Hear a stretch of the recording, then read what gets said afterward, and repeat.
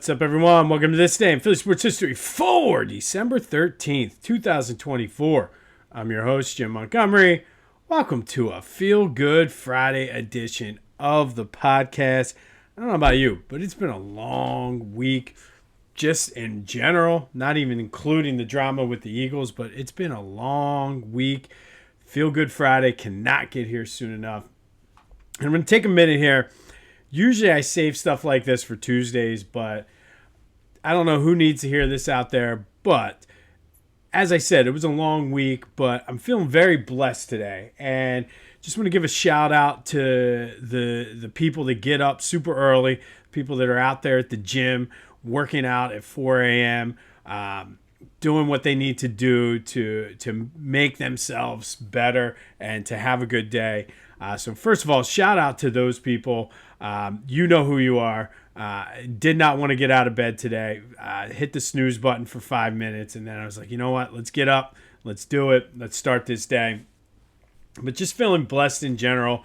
Things are good. Nothing like a good workout to kind of put things into perspective.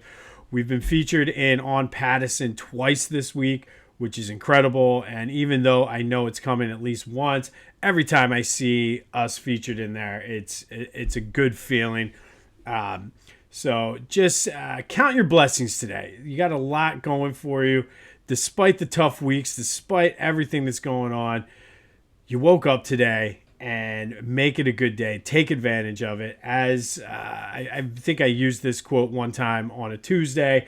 Alex Toussaint, who's one of the Peloton instructors, read his book. It's great, but he always says, wake up or be blessed, be thankful, be grateful. You woke up today. You're already winning the game of life. So go through your Friday, head into the weekend. I'm feeling blessed. It's a feel-good Friday. Big game this weekend. We'll get more into that in a minute. But just count your blessings because you woke up. And let's go seize the day, have a good weekend, and let's continue to just make this a really good feel-good Friday. Some quick housekeeping notes. Be sure to follow me on social media, Jimbo_Mott on Twitter and TikTok. On Instagram, at Philly Jimbo. Subscribe to the YouTube channel at Jimbo_Mott. Continue to spread the word. Like I said, we're gradually growing. It's a slow burn. I say it all the time, half jokingly, but half serious.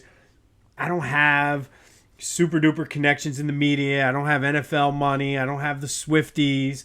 I don't have Joe Rogan money, all those things. So it's a slow burn. So I need any little help can do. And again, we're in On Pattison consistently now.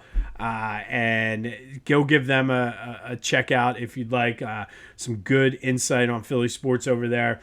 But just feeling blessed. Like I said, it's a slow burn, though. I got a lot of things I'm working on behind the scenes trying to figure out here. Hopefully for the better, but just continue to spread the word, and thank you.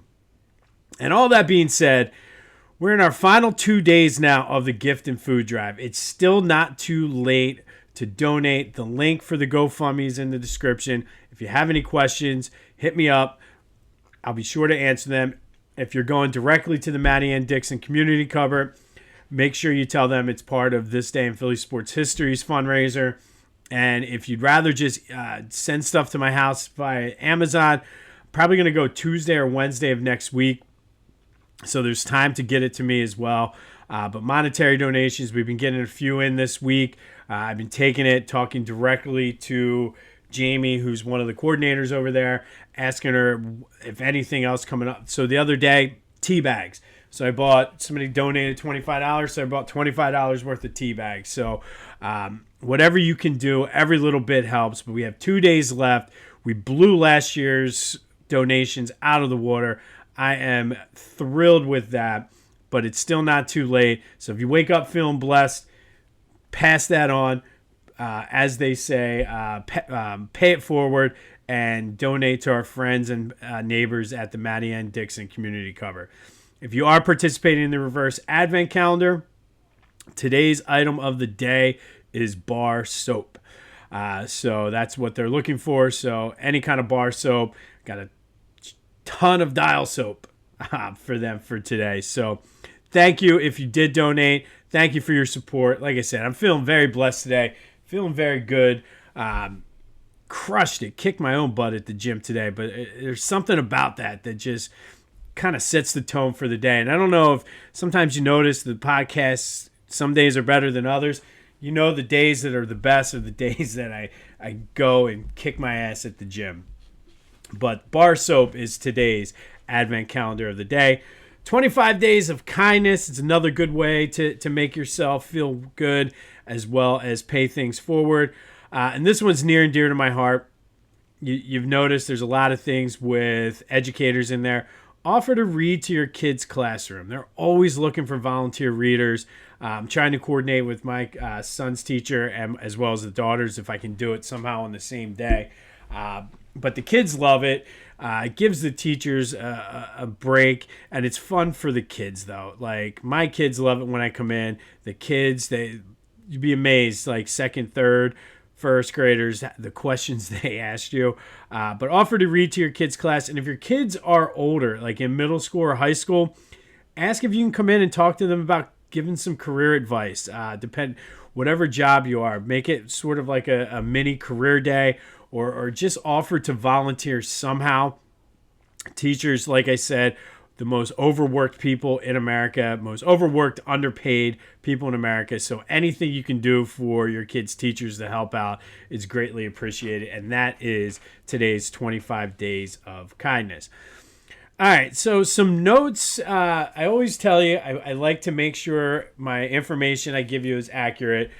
So I got some notes and corrections from yesterday, and I thought it sounded weird. But when I mentioned that Jeffrey Lurie sold an 8% stake worth $8 billion, that's the valuation of the team. So the team is worth $8.3 billion.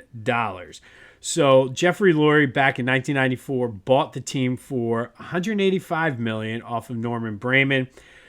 So with the 8% of $8.3 billion, roughly made $660 million some odd dollars. So not a bad payday there for old Jeff. I'd say that's a pretty good return on investment. But $8.3 billion is what the team was worth, not what Jeffrey Lurie made. So want to make sure I got the numbers right there. Not sure if anybody had a chance to watch this yet. It's on my DVR. It's going to be watched tonight, so I can comment on it tomorrow. Or I might wait till Monday. I haven't decided, but either way, I will comment. No, I don't want to take away from the Eagles game on Monday, so probably tomorrow. But the Major League Baseball Network has a new Mike Schmidt documentary that aired last night. It's DVR'd. I'm pumped to watch it. If you've listened to even 3 episodes of this, somehow you'll know that Mike Schmidt was my boy growing up. And I'm very, very excited to see it. I think one of the more, he wasn't necessarily appreciated as much when he was playing. Part of that was on him. That's why I'm excited to see the documentary, to see the takes on that. But certainly the greatest third baseman of all time. But that got me thinking. And I will recap yesterday's question of the day in a minute. But today's question of the day. It's very, very rare that a player in any sport plays for the same team their entire career and does so at a high level. We've had a few that just missed out, but it got me thinking. In Philadelphia, who is the greatest athlete that played their entire career in Philadelphia?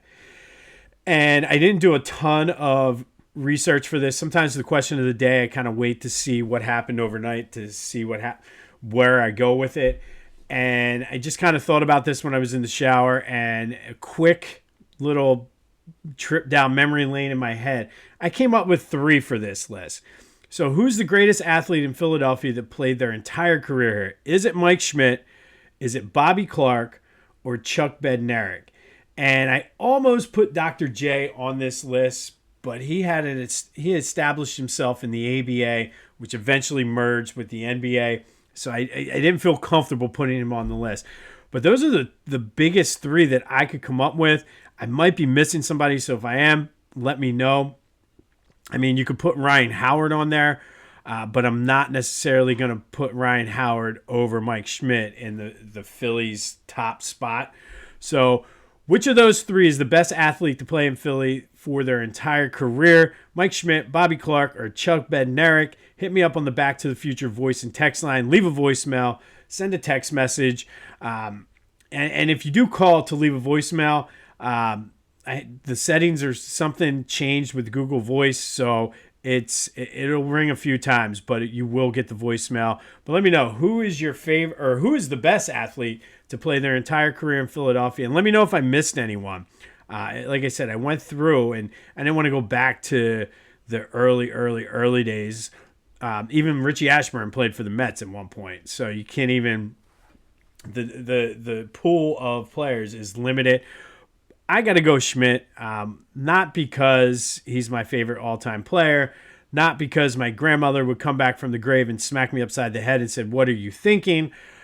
But because if you put it into perspective, Mike Schmidt is the best to ever play the game at a specific position, and he played his entire career in Philly. So that's why I'm going Mike Schmidt. But who do you got as the greatest athlete that played their entire career in Philadelphia? Mike Schmidt, Bobby Clark, or Chuck Bednarik? You certainly can make the argument for Bednarik as well. And I want to mention this because it does have sort of a local tie-in or impact, I should say. But I meant to mention this yesterday and got caught up in everything else. But Bill Belichick going to North Carolina. This is the end of college sports as we currently know them. And I feel as though Deion going to Colorado was one thing.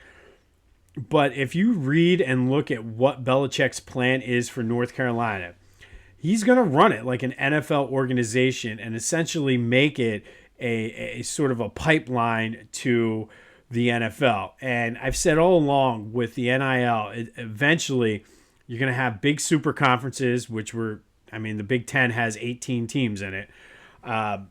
And it's going to be a glorified minor league system for the NFL.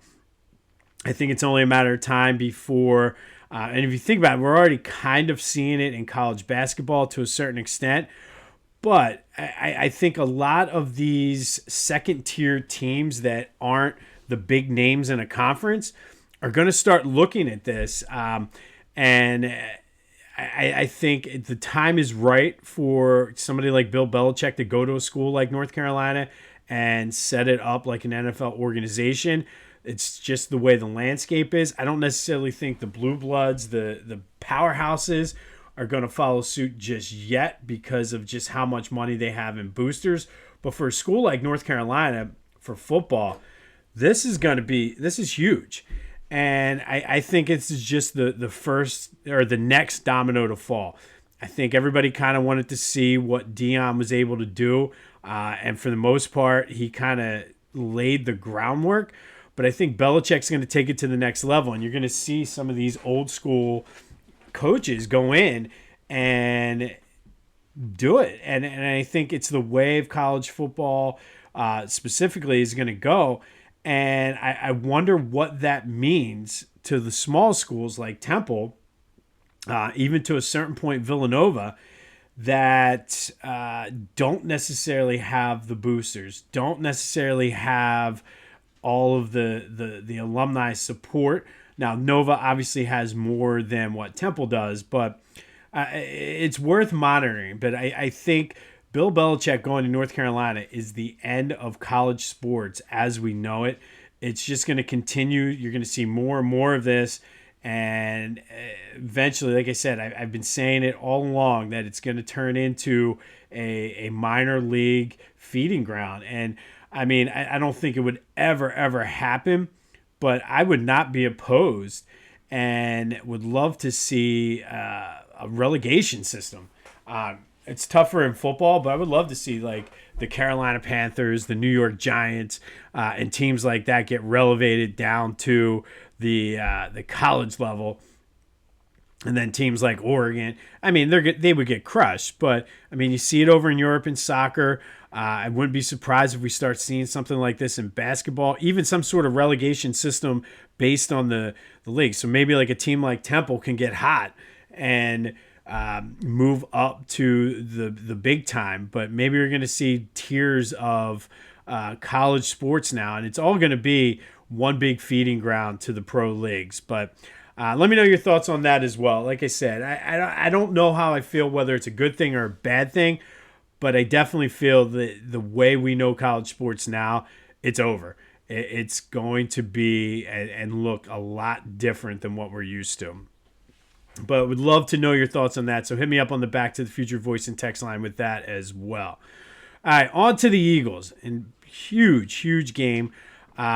They should be relatively healthy. Everyone practiced yesterday. Sidney Brown was limited, but it's good to see him on the field. Today is going to be a big telltale sign. But Reed Blankenship returned, so they should be at full strength for this game.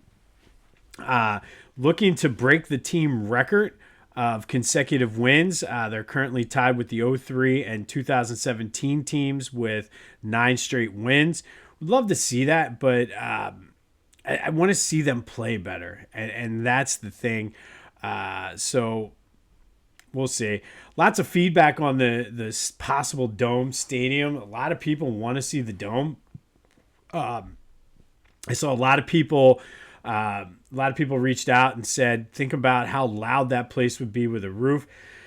Yeah, that's great, but I don't know. To me, there's something about playing in the elements. But there's not a lot coming out today or yesterday, thank goodness, because of all of the drama we had this week on the Eagles. The Steelers, though, and the Eagles have a long history. 2 of the early teams in the NFL, they actually played together for a year as the Steagles. And again, lots of streaks on the line this week, as Pittsburgh hasn't won since '65 here. Russell Wilson has never lost to the Eagles, and the Eagles look to extend that win streak. But it also got me thinking, too, have a little fun with this as well. Where I grew up, I was able to, I guess Lancaster County was the cutoff of Steelers broadcast versus Eagles broadcast. And we had access to the Lancaster TV stations as well as the Philadelphia TV stations. So was able to see all the Steelers games growing up, all the Eagles games. As much as this is a big game, the Steelers, I guess, because I saw them so much, always had a soft spot in my heart. I went to school with a lot of guys from Pittsburgh, and as annoying as they are, I mean, I watched a lot of Steelers games in college as well. And now I work with a ton of people from Pittsburgh, so I can't get away from this team. But did you have an AFC team growing up if you're an Eagles fan? I know I've talked to a lot of people. A lot of people were Chiefs fans, Steelers fans. I know a lot of Dolphins fans. So just an extra little bonus question of the day. Did you have an AFC team growing up? I guess you could say mine were the Steelers. I don't know. Just, I guess, guilty by exposure, I guess, or association. But let me know. Do you have an AFC team? All right, Flyers with a big win yesterday over the Red Wings. Scotty Laughton, 4 goals in the game, a hat trick plus 1. Alexei Kulisov had 25 saves. Good win for the Flyers, as they're fun. I'm telling you, they are fun. They're in action tomorrow afternoon out in Minnesota. The big Sixers news yesterday was City Council moved the arena out of the committee stage, and the official approval will come on December 19th. They did up the community benefit program to $60 million, not the $100 that they were asking for, but I think that's a good thing, and I really hope that the Sixers do the right thing with incorporating the neighborhood community and the culture of Chinatown into the stadium and things like that. But I know a lot of people are not happy about it. I, for one, like I said, I support it. I think it'd be a cool thing. And I also think, like I said, as somebody who lived in the city, sometimes the residents of the city get so stuck in their ways and so stubborn and are so resistant to change. Give it time, and I think we'll be pleased with this. Sixers are in action tonight against the Pacers down at the Wells Fargo Center. Joe practiced in full yesterday. It looks like they should have the full big 3. available tonight, so anxious to catch some of that game in between flipping for the Mike Schmidt documentary. Be sure to check out my boys at the Clashing Conferences podcast, doing good things over there on their Sports Fan Network. The NFC East was another good show yesterday, so be sure to check them out wherever you get your podcasts as well as on YouTube. And then go to Philly Goat. It's too late to guarantee delivery by Christmas, but if you celebrate Christmas after the fact, still time to go do some shopping. They have all kinds of great stuff. So go check out phillygoat.com. Be sure to use the promo code Jim Montgomery when you check out to take 10% off of your order. All right, we're going to have a little bit of a doubleheader day today. I've had a couple of them this week, but I was asked my process and how I choose. And sometimes there's things that you just have to put as the topic of the day. Sometimes it's tough, and today was one of those days. So first, let's go back to 1994. And on this day in 1994, the Heat came to the Spectrum. Sixers beat them 105-90. And that 94-95 Sixers team, they were not good. This was the post-Charles Barkley era, the pre-AI era. They were running out Clarence Weatherspoon, Sean Bradley, Sharon Wright, and a bunch of other just scrubs. But in this game, the star was Willie Burton. And it was a game against his former team. He used to play for the Heat. Dropped a career-high 53 points. And raise your hand if you knew Willie Burton scored 50 points for the Sixers. Yeah, most people don't. But he dropped 53, did it on 12 for 19 shooting, but made 24 of his 28 free throws. So that's where the bulk of his points came from. Those 24 free throws made set a Sixers record, which was later tied, I believe, by Allen Iverson. Or no, he tied the record set by Wilt Chamberlain. I'm sorry. But 24 made free throws in a game for Willie Burton. His previous career high was only 28. He had that with the Heat. He did go on a nice little run in these couple games, scoring 20 and 30 points per game. But he only started 31 games for the Sixers that year, averaged 15 points per game, helped in large part due to the 53 he dropped. He joined a list that includes Wilt Chamberlain, Allen Iverson, Joel Embiid, and Tyrese Maxey, as well as Moses Malone as Sixers who scored 50 points. Moses, believe it or not, only scored 50 one time for the Sixers, but Wilt, AI, Joe, and Tyrese have done it multiple times. But Willie Burton in the Sixers 50-point club thanks to a 53-point outburst on this day back in 1994 and a 105-90 win over the Heat. Our second event of the day, we're going to go back to 2020. And on this day in 2020, the Eagles beat the Saints 24-21 in a massive upset. And I remember this game well because we went and I wanted to watch it. And I was just like, man, I had to follow it on my phone. We went to the Morris Arboretum to see their train display with the kids and my in-laws. So I was following it on my phone. But 2020 was a crazy season. It was the COVID year, 2 years, depending on who you ask. The Doug versus Carson Wentz fiasco. But this game was important, not because the Eagles pulled the upset, but because Jalen Hurts made his first career start, and I figured this was apropos for today. Not a bad opening game for him. 17 for 30, 167 yards, and a touchdown. Also added 106 rushing yards. The defense, though, contained Taysom Hill. They sacked him 5 times, forced 2 turnovers. Miles Sanders helped the cause by running for 115 yards and 2 touchdowns. But Jalen Hurts made his first career start on this day back in 2020, and he did enough to get the start the following week. And the rest, as they say, is history. All right, finally today, our forgotten teams in Philadelphia sports history, the Jasper Jewels. And they were one of the early pro basketball teams in Philly. They played, I believe, from 1902 to 1917, and then I think they moved to New York. Some of the records back then for some of these teams, because there were so many leagues and so many teams, it was hard to keep track of. But they played their games at Nonpareil Hall, which is at Kensington Avenue and Ontario Street out in Kensington. They were in the Philadelphia Basketball League and the Eastern Basketball League, which the Eastern Basketball League was one of the major leagues that was the precursor to the NBA. They won 2 championships. They lost in the championship 3 times. But like I said, it was hard to find records on them. But the Jasper Jewels did play from 1902 to 1917 at Nonpareil Hall, Kensington and Ontario. I believe they moved to New York. And then we'll talk about their replacement in some of these leagues later next week. But the Jasper Jewels are today's forgotten team in Philadelphia sports history, one of the earliest pro basketball teams in Philadelphia. On this day in 1994, Willie Burton dropped 53 points on his former team, the Heat. Coming into the game, he had never scored over 28.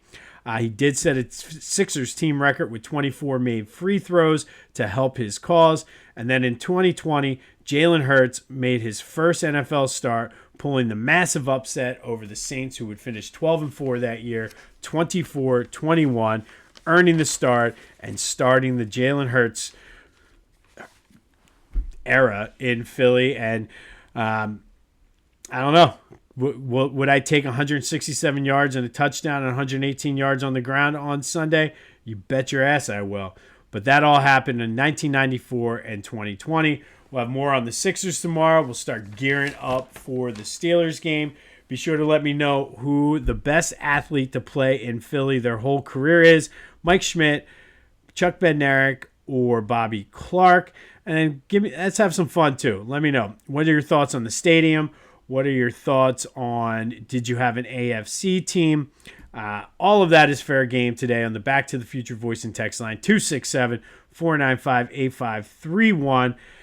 Don't forget, time is running out for our gift and food drive. 2 days left, still plenty of time to donate. And if you're feeling blessed like I am today, why not pay it forward? Hopefully, the bonus Tuesday motivation on a Friday will help you get you through your weekend. But if you're feeling blessed, pay it forward, spread it around, and make others happy as well. This has been This Day in Philly Sports History for December 13th, 2024. My name is Jim Montgomery. Go have yourselves a Friday, and until next time, I'll see you when I see you.